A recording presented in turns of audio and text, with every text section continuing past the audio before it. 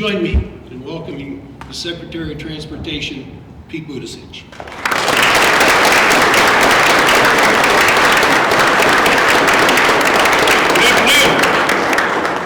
First of all, a big thank you to President McCall for welcoming us here, and I know we have leadership, including International Secretary Treasurer Miles Sullivan, and leaders from throughout headquarters and even around the country here. And so I just want to begin by saying what an honor it is to be at this extraordinary headquarters and to have a chance to thank you for the hand that the United Steelworkers have had both in making President Biden's agenda possible and in building up America's infrastructure in a way that benefits families across this country. Before speaking any more about that, I do want to begin by joining so many Americans in expressing the shock and the heartbreak that we feel as we witness the horrific wildfires that are continuing to destroy homes and lives in Southern California. President Biden was there to make clear that we're going to do all we can to support communities in their ongoing recovery and relief efforts. And I have been in touch with counterparts in California's Department of Transportation and with elected officials to discuss how to best make sure that we can support them in any transportation-related needs. They have our commitment that anything that is needed on our watch, as the President has directed, we will be there swiftly. Being here is an opportunity to reflect on everything that has changed and become possible in recent years and about the importance of the basics of transportation. And Pittsburgh is a city that screams transportation. You can't look around for long without seeing so many examples of our supply chains, from the bridges to the railroads. As a matter of fact, we spent the first part of this morning just across the river. We were enjoying the weather that you clearly arranged to make me feel at home, coming from Northern Indiana and Michigan, and had a look at the Emsworth locks and dams sailing up along what is now a marine highway. Everybody knows about I-70 and I-76 around here. We have designated marine highways, including M70, M79, that will create additional eligibility for federal funds to support things like those locks and dams, because we have more and more cargo that needs to move in that efficient and important way. Then back on the North Shore, we experienced light rail riding over to Steel Plaza and had an opportunity to see some of the good work that's going on there. Later, after our visit today, I'll be at Carnegie Mellon seeing the remarkable research that's going on there, partnering with our department to deliver safer, more innovative transportation for the future.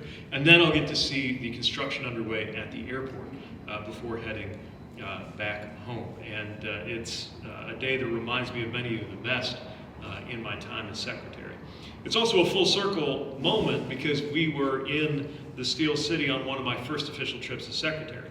And I've been thinking a lot about that visit because right now I think most Americans would have trouble imagining it any other way than this moment where we're building infrastructure across the country. And so it would be easy to forget that it took a fight to get the infrastructure package done, that it was controversial, that in fact its political obituary was written repeatedly before that day when President Biden signed it on the South Lawn of the White House. But I want to emphasize that we did it largely with support from the United Steelworkers and others who recognize the job-creating potential, both of building this infrastructure and then of having it. Back then, we were making the case for the infrastructure plan, and it felt like an uphill battle. Now, it's actually happening. And today, we've had another chance to see the difference that an administration in partnership with our friends in labor can make. As I said, President Biden signed that law into being at the end of his first year with the support of the USW. And today, for the first time, I can offer an updated count of the number of projects that we are supporting. It now stands at 72,000 projects across the United States.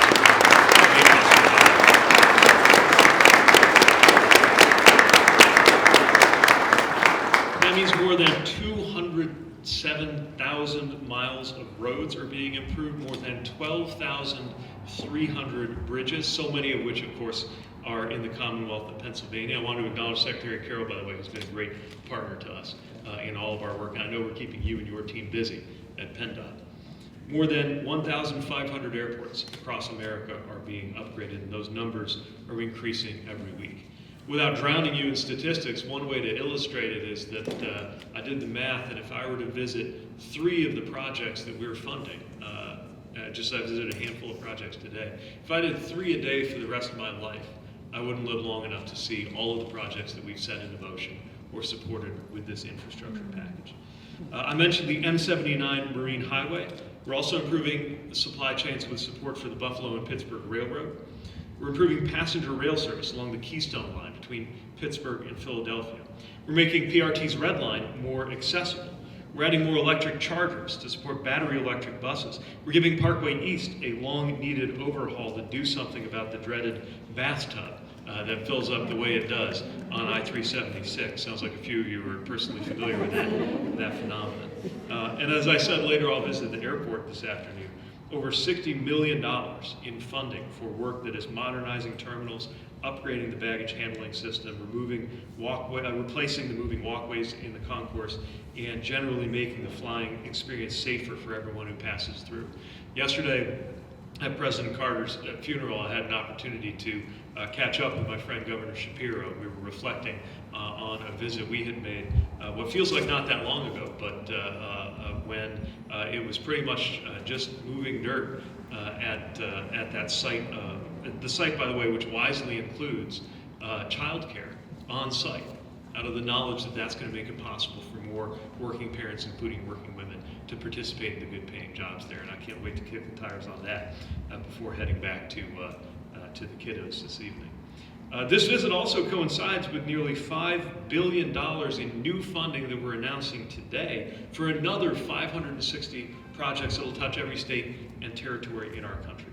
560 more projects just today alone. We're making our passenger and freight rail systems more efficient. We're reconnecting communities bifurcated by the infrastructure choices of the past. And I'd like to name check what we're doing in the Hills District here in Pittsburgh, as well as a recently announced project benefiting Sharpsburg. Other places around the country where infrastructure that was meant to connect has instead served to divide, and we're finally doing something about that. And this work is going on alongside making Buy America rules stronger under the Biden-Harris administration to make sure that that infrastructure future is American-made, because if American taxpayers are paying for this work, American workers ought to be the ones making the materials and the equipment.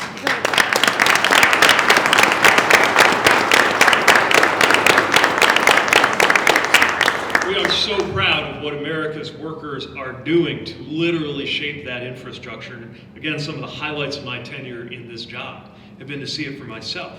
Over the summer, I was at Cleveland Cliffs facility in Steelton, Pennsylvania. I met the workers who could tell you just by glancing at a railhead whether the rail they were pointing to was headed to a SEPTA train or the New York City subway or streetcars in Santa Ana or Kansas City or Amtrak. The Brightline train between Miami and West Palm Beach, and the retractable roof over the Raiders Stadium in Las Vegas, all being made by workers at that facility. Local 697 in Fort Valley, Georgia, which just joined the Steelworkers a couple of years ago and ratified their first collective bargaining agreement a year later, building electric school buses that'll take kids to school in a more sustainable and cleaner fashion. Local 831 in Danville, Virginia, producing tires for trucks and aircraft. In Ohio, Local 14362 making the steel sheets and coils for bridge supports and heavy construction equipment, while Local 7334 in Mentor is manufacturing safety and traffic lights. And each of these members and unions and projects is driving an American-led renaissance unlike anything we've seen in my life. I remember the first time we went afield back when I was mayor was to take a delegation of leaders from South Bend, Indiana to Pittsburgh to learn a thing or two from how a fellow river city with a great industrial tradition and an enormous set of economic challenges was fighting its way out of the Great Recession. And now we're seeing levels of economic growth that would have been eye-popping at the time and still are. We're counting now 16 million new jobs created, including 700,000 new jobs in manufacturing just since this administration got here. And there's going to be more benefits from that for years to come.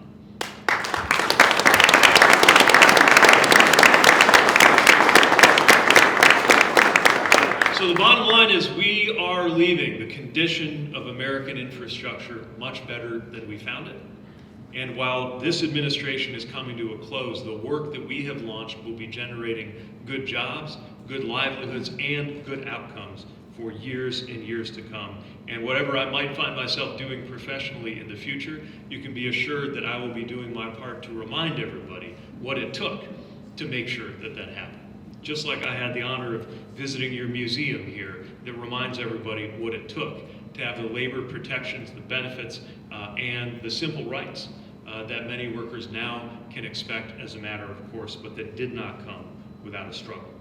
What's happening in Pittsburgh is happening all across the country in communities of all sizes, and United Steelworkers members are building and shaping that future for the better. So on behalf of the traveling public and on behalf of the President, I want to thank you for what we have done together.